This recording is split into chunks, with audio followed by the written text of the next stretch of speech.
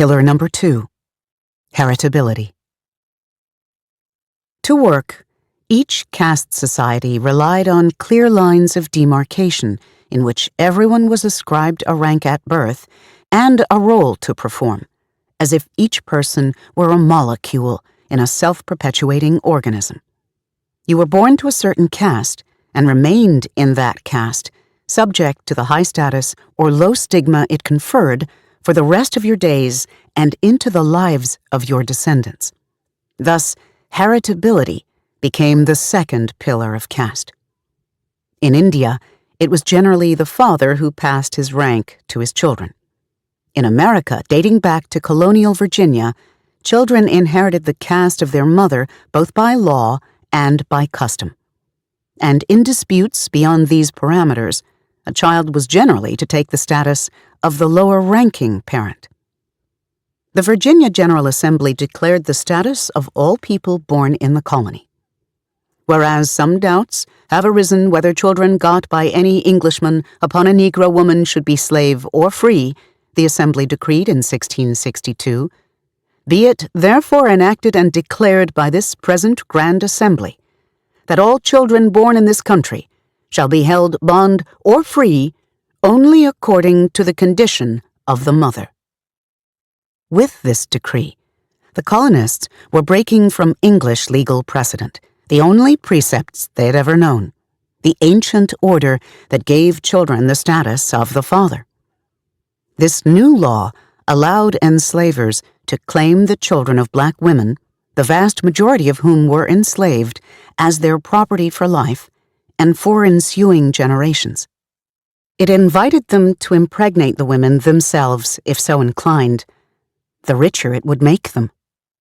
It converted the black womb into a profit center and drew sharper lines around the subordinate caste, as neither mother nor child could make a claim against an upper caste man, and no child springing from a black womb could escape condemnation to the lowest rung.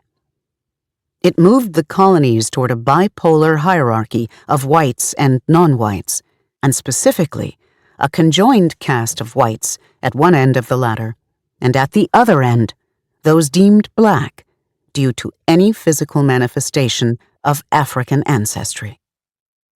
Tied conveniently as it was to what one looked like, membership in either the upper or the lower caste was deemed immutable, primordial, fixed from birth to death, and thus regarded as inescapable. He may neither earn nor wed his way out, wrote the scholars Allison Davis and Burleigh and Mary Gardner in Deep South, their seminal 1941 study of caste in America. It is the fixed nature of caste that distinguishes it from class, a term to which it is often compared. Class is an altogether separate measure of one's standing in a society, marked by level of education, income, and occupation, as well as the attendant characteristics such as accent, taste, and manners that flow from socioeconomic status. These can be acquired through hard work and ingenuity, or lost through poor decisions or calamity. If you can act your way out of it, then it is class, not caste. Through the years, wealth and class may have insulated some people born to the subordinate caste in America, but not protected them from humiliating attempts to put them in their place or to remind them of their caste position. Centuries after the American caste system took shape along the Chesapeake, the most accomplished of lower caste people have often found ways to transcend caste, but rarely to fully escape it. Like the Hindu caste system, the black-white distinction in the United States has supplied a social hierarchy determined at birth and arguably immutable even by achievement, wrote the legal scholars Raymond T. Diamond and Robert J. Cottrell. Blacks became like a group of American untouchables, ritually separated from the rest of the population. In the winter of 2013, the Academy Award-winning actor Forrest Whitaker, a distinguished, middle-aged African-American man, walked into a gourmet delicatessen on the west side of Manhattan for a bite to eat. Seeing it crowded, or not finding what he wanted, he turned to leave without making a purchase, as many customers might. An employee thought it suspicious and blocked him at the door. That level of intervention was uncharacteristic at an establishment frequented by celebrities and college students. The employee frisked him up and down in front of other customers. Finding nothing, he allowed Whitaker, visibly shaken, to leave. The delicatessen owners later apologized for the incident and fired the employee. But the degradation of that moment stayed with the actor. "It's a humiliating thing for someone to come and do that," Whitaker said afterward. "It's attempted disempowerment."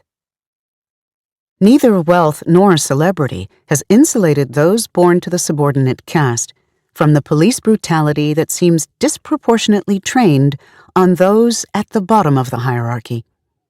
In 2015, New York City police officers broke an NBA player's leg outside of a nightclub in Manhattan.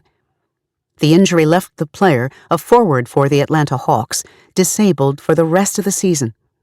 It resulted in a $4 million settlement, the proceeds of which the player promptly said he would donate to a foundation for public defenders. In 2018, police officers slammed a former NFL player to the ground after a disagreement he had with another motorist who had thrown coffee at his car, according to news reports. The video that surfaced that spring shows officers twisting Desmond Marrow's arms and legs and shoving him face down onto the pavement. Then they turn him over and hold him down by the throat. He passes out under their weight.